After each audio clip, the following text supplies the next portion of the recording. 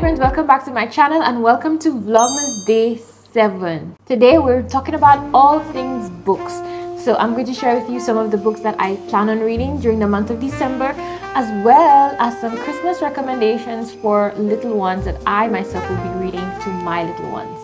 So if you're new here, I am an avid reader. I love reading, and I also am trying to inculcate a love for reading and books into my little ones. So I read because I love it. I love the things that I learn from reading books, but I also want my kids to see me reading because, you know, as they say, more is caught than taught. My style of reading is maybe different from some people in that I never read one book at a time. It's actually quite difficult for me to read one book because, you know, with moods and everything, sometimes you feel like reading it, but at night you don't, and then you don't pick it up for a couple of days. And I find that when I try to read just one book, I sometimes fall out of the habit of reading. And so one of the things that I have started doing is reading multiple books at a time, and I find that way if I'm reading a book but I've lost interest for a little while, I can pick up another one.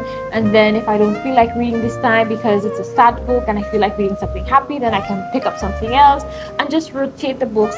So it ends up taking me more than a month to finish a book, but then I read multiple at a time. And so even if I'm not finishing one book entirely, I'm making way in a lot of others. So that has worked really well for me, and I encourage you to try that little trick out if you find that sometimes you read one book and then you always fall out of reading because, you know, the book loses interest. So for the month of December, I will be having 5 books by my nightstand, and to be honest, I have attempted reading 4 out of those 5 books because I don't know. So what happens to me is I start reading a book and then I hear of another book recommendation and I was like, oh, I want to read this one. I buy it, it comes, and I read it, and then I forget about the previous book, and then it happens over and over again. And so I have accumulated some books that I started to read which I enjoyed, but I did not finish. And so the month of December, you know, the year is ending, I am going to try to finish off those books. One of those books is because the year is ending, and you know, when we end the year, we try to think of our New Year resolutions and goals that we want to achieve for the new year, and I am all for that. I love end of year for that reason. And so I decided to pick up Tiny Habits, which is a book that says the small changes that change everything. And basically it is a book about how instituting tiny habits can really push you forward into the goals that you want to achieve for the new year. So I feel like this is a perfect book to start for the new year, and it is definitely on my list. When I started reading it, I think I probably made it a quarter way through, and I thought the tips were very practical. So I'm looking forward to reading it to help me get started in the new year with my new goals. A book that's new to me, I haven't started reading it yet, is Praying the Scriptures for Your Marriage by Jodie Boots. I'm not sure how you pronounce that last name. Anyways, I have her book, which is Praying the Scriptures for Your Children, and I really liked it because it gives you like a short story, and then it's followed by verses of the Bible that you can use to pray for your children. And I think that Praying the Scriptures for Your Marriage is pretty much the same in that it gives you a little story, a little encouragement, a few pages of encouragement, and then it's followed up by scripture verses that you can use to pray for your marriage. So that is right up my alley. Usually after I read my quiet time, I try to use a couple of pages so that I can pray over my marriage as well as my children. So this is on the list for the month of December. And then another book that I started reading but did not finish is called Just Open the Door. It is a book by Jen Schmid. I don't know if that's how you pronounce her last name either, but it's a book all about hospitality and how opening your door to other people can change generations. I think that's an interesting concept. I know that as Christians, we're called to be hospitable and generous, not just with our money, but with our time and with everything that we have. And so I thought this would be a very interesting read to give me ideas and to just get over, you know, that your house is not perfect, your life is not perfect, but you can still invite people into your life and make an impact in their life, even though yours is not perfect. Alright, so next up on the list is Celebration of Discipline by Richard Foster. In fact, both the other book that I have, they're both by Richard Foster. This one is on prayer and this one is celebration of discipline.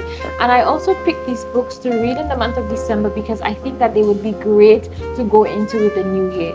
So prayer is Finding the Heart's True Home, which is a book about prayer, and I think that would be lovely to just go over the things that I know, maybe learn some new things about prayer that can really spark a light in my prayer life. And then Celebration of Discipline is basically a book about spiritual discipline. So it talks about fasting, it talks about prayer, it talks about corporate disciplines like confession and worship, etc., solitude, submission, service. And I just think that reading a book like this would be perfect for entering the new year.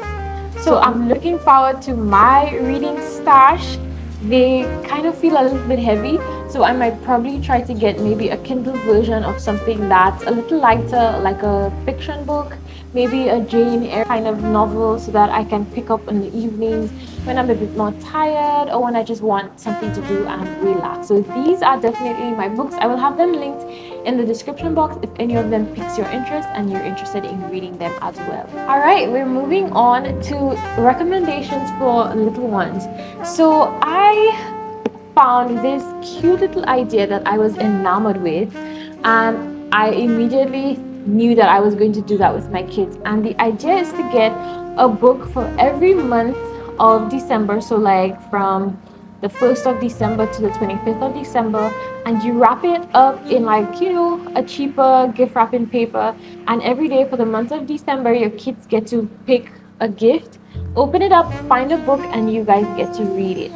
Reading is definitely something that's becoming quite a bit of our family culture in this house, so we read very often. I try to read to my kids very often. My husband also reads a book to them at night, almost every night. I'm thinking maybe we can replace the evening books with this, like a Christmas book.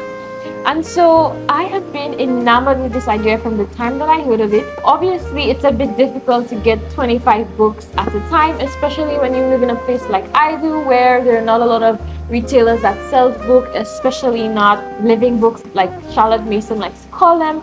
And so I need to order them online, and so I have to factor in the cost of the book as well as the cost of shipping it to St. Lucia. And so getting 25 books right off the bat was not an option. So what I did is that throughout the year, every time I see a book that's on sale, all of these books, I bought them used and they're in fabulous condition. So I get 2, 3, 4 over the course of the year. And so I'm pretty sure in the next 2 years I will definitely have 25 books to do this tradition, and maybe even surpass that. So let me show you some of the books. Currently I have 14 of them. I will share with you the title of each and every one of them, but I will do a few honorable mentions that I think is definitely worth having. So let's start out with the board books and some of the more simpler books, because some of them, the stories are a little bit longer and would be more suitable for older kids. But then we definitely have some that are suitable for, like, for example, my 2-year-old. First up, we have a board book called Gingerbread Baby, and it's about a gingerbread that ran away, and the whole story involves them running after this gingerbread. It's kind of like a cute, funny little tale, and I think little children will love this book. Then we have Who is Coming to Our House. It's a very simple book. Usually it's just a few words per page, and it's a story about the animals inside the barn where Jesus is going to be born, and every one of those animals are anticipating the arrival of Mary, Joseph, and Jesus.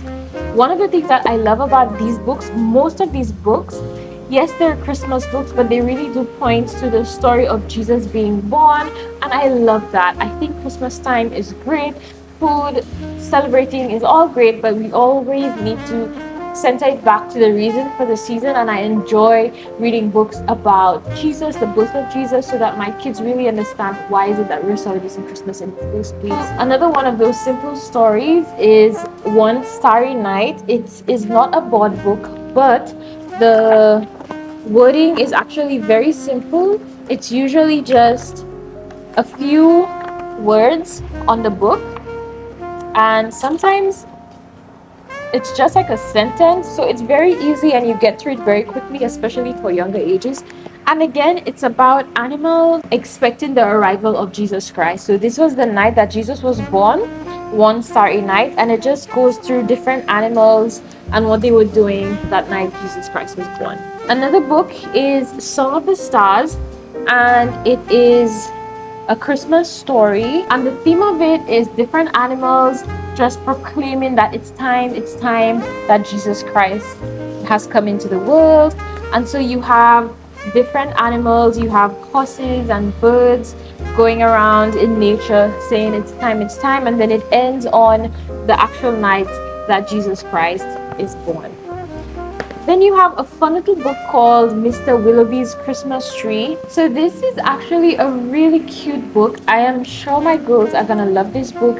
It's about a Christmas tree. As you can see, Mr. Willowby's tree, it's a very tall tree, and it was too tall, so he cut off a piece of it and sent it out the door, and then somebody found it, put it in their house, but it was too tall, so they cut a piece and sent it out the door, and then it just went on and on and on until every single part of the tree found its home in somebody else's house. It's a very cute story, a very easy read. It rhymes, and I'm pretty sure that any kid will love this book.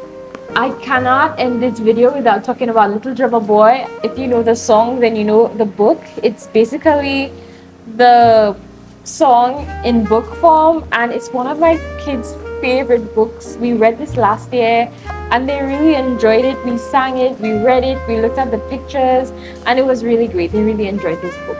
Another book that I cannot go without mentioning is The Christmas Miracle of Jonathan Toomey. We read it and it's a very fun story. I'm laughing because my husband and I, while reading this, we were smiling to ourselves because we were wondering if the kids would pick up on what the story was saying in between the lines. I told them they would probably figure it out when they themselves were reading it to their kids, but it is a nice little story.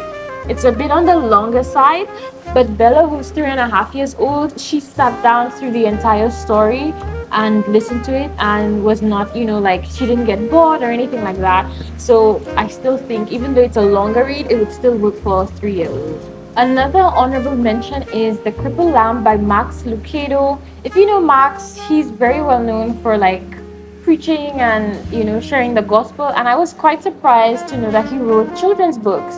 This is actually the second children's book that we have from him, and they're all very lovely. And this book is about a crippled lamb who went throughout the day feeling very useless because he was crippled and he could not walk, and so he was constantly being sent away until the night that Jesus Christ was born, and he had the opportunity to participate in the birth of Jesus Christ. So this is a really sweet book. I would definitely recommend. And then a few others we have are Christmas Day in the Morning, The Year of the Perfect Christmas, Christmas in Noisy Village, An Angel Came to Nazareth, My Prairie Christmas, and a classic, The Nutcracker. So these are the books we'll be reading throughout the month of December. I really hope you enjoyed this video. I hope you found some inspiration for some books to read, and I will see you guys in Vlogmas Day 9. Bye!